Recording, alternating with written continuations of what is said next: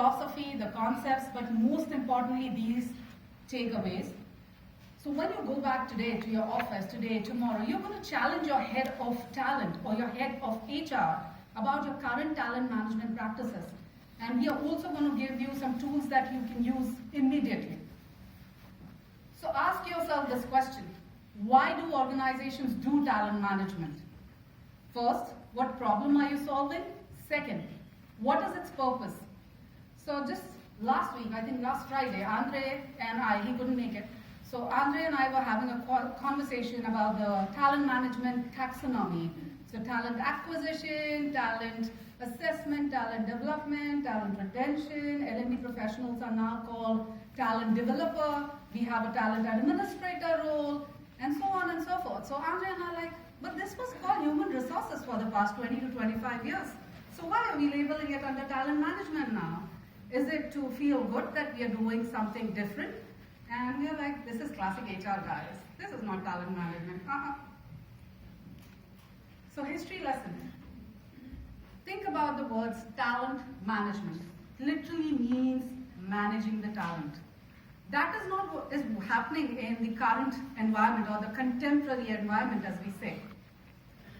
We are managing the processes, the templates, the Excel spreadsheets, and all the administrative stuff. And while doing this, this has become a process in most of the companies.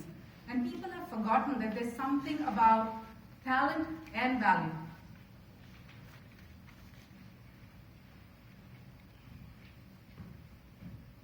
So there is a global shift now. If we were to really look at where we are now, is this pointing? Yeah. 2017, a lot of HR consulting organizations and some of the thought leaders, they're really embracing the new view on talent management and how we can and should focus on supporting the talent to really drive value for the business. So just look at this chart as an example. It's more of an opinion from us, and it's more of a THIC directional calibration. So if you're doing what I said, maintaining templates, so there's this one axis which has values from -1 to 10, and we're saying if you're doing what we do mostly in talent management of administrative processes, templates, data, matrix, Excel, you fall here. You would get a -1 rating on our tool. Whereas if you were to focus on really driving value with your very best, then you're closer to 10. So this is what is happening around the world. Obviously, we don't know if it is exactly the same thing that happens in your organization too, but most of the companies, there's a similar process. So it starts with core administration here, data, templates, metrics. Very early in the process, you would get people asking you, give me the talent list, give me the talent data. Let's look at the matrix. Who has been promoted recently? And all those lag indicators, as we call it. And there's a very funny example. Andre in his book, in fact, calls this list a political list. And an example I really love that he shares is call up a marketing function and ask them to give you the list of their talent. And the marketing function head says, I have no talent in my function. Political suicide, yeah? So nobody is going to do that. So they write down some names, they'll come up to you, they'll say, oh, here's my list. Oh, by the way, if you ask for 10, I'll give you 15. We are a very talented unit, okay? I'm a talent maker. So I just laughed so hard on this. Yeah, this is what we have seen happening, and I've worked with a few companies, even in US, and this is the practice. So deeper in the process, the next step is where most of the companies make money, a lot of money, in talent assessment. And if you're unfortunate, you would end up with a 63-page report for one individual. So you got assessed. I got to show volume here. I'm charging you an arm and a leg. Okay? So I need to have my 63-page report to show that I'm impressing you. It's a large report. And then comes the phase where we're doing talent development. A lot of companies spending millions of dollars in this space. So we just hope that it is the right thing for the individual, and it is in the context that you would like it to be. Because most of the times you're spending on the wrong program. And deeper in the process, you would go about how to nurture the talent, and then succession planning, whose block goes into which. and so on and so forth. So our emphasis here is, seriously guys, this is hell of an administrative process. This takes a lot of energy, and you should really ask this question to the talent heads in those jobs today. It's such a burden for them. It literally brings them down. I think they would really love to do something fresh. So 3 words always that would come up with talent management: potential, the obsession with succession, and the last thing is around development. People would use different analogies like pipeline and a whole lot of other words to describe the same thing. But these are the primary 3 things that would always show up with talent management. So as I said, there is a global shift, and some of the thought leaders like Ram Charan and Harvard Business Review speaks about, and I don't think any one of you can see, neither can I guess. But he speaks about 2% of the talent in the business really driving 98% of impact. And so he's saying they should be developed in a different way, they should be compensated in a different way. And we have Mark Huselid's book, and then we have Professor Ferriero saying this in the class, and this is what I love about the program, that they really teach you what should be in the industry 10, 15 years down the line. Is not, one size does not fit all. And so Ramcharan is suggesting that the HR function and the finance function should really work together, and ahead of time they should really define what value this talent needs to drive, and then compensate them accordingly, and then send them to whatever stretch assignments are needed accordingly.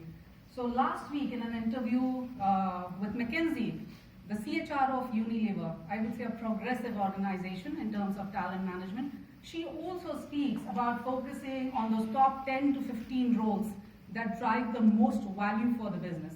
So McKinsey is talking about it, Berzin by Deloitte is talking about it. In fact, they have a report where they're showing this talent continuum, and if you were doing all the administrative and compliance activities, you would be in this zone, red zone, and nobody wants to be here. You really want to move up here into the greener zone and really work around that talent value management piece, or talent and value creation for the business.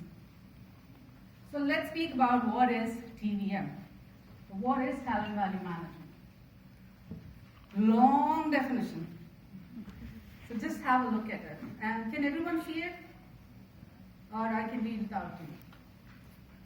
So initial, what we say, THIC, is you really start around the philosophy of your organization, the philosophy around talent management. So if you were to work for or work with THIC, at the end of the day, it's all about value. And what we're saying is, what are those business outcomes? Let's just split it out in simplistic parts here. So what business outcomes are you trying to achieve? And by business outcomes, I mean revenue, margins, profitability, market share. There's always measures. So if you work for a not-for-profit too, you would be measured on efficiency and productivity. And say if you work for a non-government organization, an NGO, there are measures. You're measured on the number of grants you get. So there's always measures. So what are we trying to achieve? You start with the business outcomes. The second part here is what we call distinctive internal org capabilities, and we call it DIOCs. Every company in this room is distinctive internally. You're unique in something. If you were not, you won't exist. So there is a set of things that you do very different than your competitors. It is so unique that it's your competitive advantage, and you remain in the business. And some of the examples, say for Unilever, the example would be they are very, very big on distribution efficiency. And say if you work for a Coke company and you worked in an emerging market, how do you think you get the Coke bottle to the extreme of the geography? It is an internal capability that those guys have, that others don't. And so Coke is so good, especially in South Africa, in most of the regions, but they're best in South Africa. Say, take an example of Amazon. What makes them distinctive? It's the customer experience. What makes the human insights different than others? We experience, we depth layered. We don't have a theory as such, but we can get down to a solution quickly, and you cannot like it, but we'll share our opinion with you. So that is what is distinctive internal org capabilities. And then comes the critical roles. Like Paul Evans of NCR would call it mission critical roles. And who are your key talent? Who are the people who are helping you to enable, to align, to really focus on these DIOCs so that you further drive those business outcomes? So that is step 1, 2, and 3 of talent value management. And this is how we've just taken the philosophy of TVM and we've put it into a process here. So what we say is with THIC, the first step in TVM is a significant amount of activities are focused on supporting key talent to drive value. So very important, if you were to do this, or even just to share how we do it, we are obsessed with business outcomes. So revenue, margins, profitability, market share. If we consult with any of you, and if we don't get, just like I would say, we spend 30% of our time just trying to know what the value drivers are. And if we don't get it from you, we are not going to consult with you. So that's the basic we follow. And then we get into what are the distinctive internal org capabilities, what does that makes you so unique. I'd like to share a funny story here, in fact, with the business outcomes and strategic imperatives. A client in Namibia, that's the west coast of Africa, they wanted us to help with strategic imperatives. They were not clear on what that is. And we said, okay, let's meet. And November 2017, they give us a 2014 strategy. And we're looking at each other saying, next year is 2018, guys. We're going to have a challenge here helping these guys. So then what makes you unique? What are those critical roles? Who are the people that you really need to help to drive those DIOCs that further achieve your business outcomes? And then you focus on how to nurture and develop that talent. So this in its intellectual, I would say this is the simplest form in its intellectual capacity of TVM, what it is. But it takes quite a labor to get to this. So now step 1, 2, and 3. The first is really business focus, strategy, what makes you distinctive, what are the roles. The second part is around key talent. And the third part is around nurturing and developing the talent. So what I really want you to pay attention to, look at the discussion. Where does the discussion on talent management or the talent list starts? It's very, very deep in the process. Most of the companies, they're going to start here. Where is my talent list? Give me the list of your talent. That's where they'll start. So basically what we're saying is, what business needs to be successful, plus key talent, plus nurture and stretch is equal to TVM. So some tools, let us show you practically what it looks like for the process we are advocating. And these are, whatever you see now, the numbers and everything, it's just the client names are not there, but it's all real data. And for confidentiality, I cannot share which clients and from where. So this is a tool called Talent Value Mapping. This is same as a P&L, revenue, cost of sale, profit, everything that I've been saying. And then within these business outcomes, you always have this business strategic thrust, things that would really drive your business outcomes. So recently, just last month, we showed this to a global pharma HR head. And the guy referred to this chart like 5 or 6 times in a conversation, post we showed him this. He was so excited, he had never seen something mapped this way. So this is an example of a company which is very well established in developed markets and it's trying to get into the emerging markets. So say for example, the business strategic thrust is really Africa expansion. Africa expansion is going to be the key revenue driver for this company. And then the distinctive internal org capability, what they need is Africa business development. And so we have a partner in UK, and he and I are discussing that we cannot have somebody from UK or Switzerland to go work in Nigeria who's never been there and make that person do business development. It's a very unique way to do business development there. It will be a tough assignment. And why we say that is the things that are not on paper. So you wouldn't understand the dynamics of the market. You really need to hire the local person there to do business development. So that's the critical role, Africa business development, to drive that org capability. your critical role is BD Manager Africa, and that person needs to drive 2% of the revenue. So that is an example. Another example would be, say, think about a critical role as a chief talent or a chief technology officer for a banking organization. So that in it all is talent value mapping. You can use this in so many various ways. You can use this for HR value mapping, you can use this for learning and development value mapping. Once you're done with the mapping, you can actually list out the skills that you need here for the people who are going to be in these roles. So that's one tool. The other tool we call talent value grid. Again, same as P&L, revenue margins, cost reduction. We've just added market share here. And it's just listed out in 7 columns, the process. So these are the org capabilities, the critical roles, the key talent. And this, let's take an example maybe of this. These are different sectors. You can map and play with this tool in different ways. So say the dairy company. It's the best and the most advanced dairy company in Africa.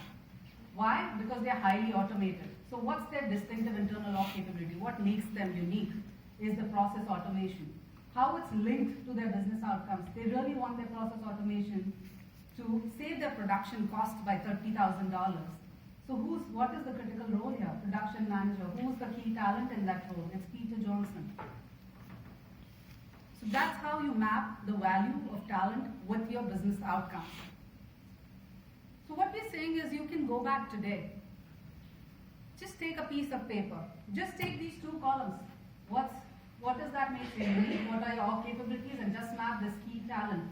And you can create this thing, just these 2 things. Just 2 columns and you create this grid.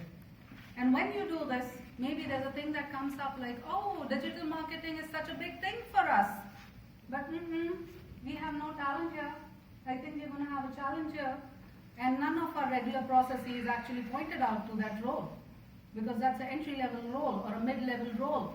You generally focus on grids and succession planning, on say manager and above, or it's really senior roles that you're focusing on. So you're really not getting to what is a critical role. It could be at any level, depending on what you're trying to achieve. So here's another visual, just taking the tool a little further. And we saw an investment company last month, and we prepared this slide like overnight because we knew the guy is only going to talk about money. So we asked him, what's your incremental growth? How much more money do you want to make? And he said X amount. So we took an example of say $10,000 here.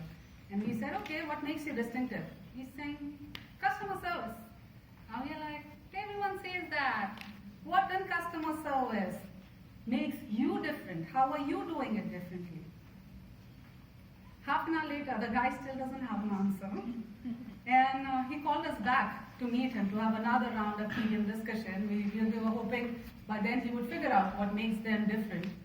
So we got into the next question of what are your critical roles to really achieve that growth.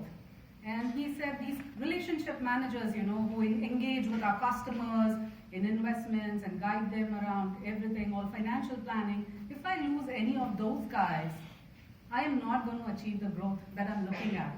So I'm not going to have an incremental growth in my top line that I'm looking at. Those are the critical roles. And then who are these key talent and how you do it differently. That's another tool. So TVM is an 11-step process. It's in the book. Certain things that we really speak about is start with the philosophy of your organization around talent value management, but most importantly, know why you're doing it. And here's something I would like to share with our HR community here is, you should review and challenge the current talent management practices. Just go with an open mind, just sit down, relax, think. If I were to start a talent management function today from scratch, what would I do? And most importantly, would it add the value that we are looking at? Change your view, external versus internal. Go get a global perspective of what other progressive organizations are doing in the talent management space. How have they progressed in the past 2 to 3 years to really align their talent with organizational value? And this another example, we were consulting a healthcare company in Dubai, and they're very entrepreneurial. So, doesn't sound right, right? Pharma company, entrepreneurial, doesn't make sense. But they are. They are. And they're fantastic talent. They are quick, they make the decisions, they own the business. So compare them against a big pharma company. Who do you think has speed to market? Those guys. Whose share is leading end of the day? The big guys. They're good at everything they do every day. So how do you get there? And how do you challenge and change? Get a deeper understanding of what drives your business. Very, very crucial for HR to really understand how your organizations make money. Less compliance and administrative focus, we're saying TVM really gives you, the HR team, an opportunity to look at the world from a different lens and really ensure that you do much more than the energy snapping, administrative and compliance activities. Finally, we know HR always needs a lot of information, so get a 2-hour complimentary virtual TVM session with us. It's not a once tick off, quick fix. TVM is a journey. And that's the book. You can buy it on Amazon, and these are our email IDs. You can reach us here, and the floor is open for questions.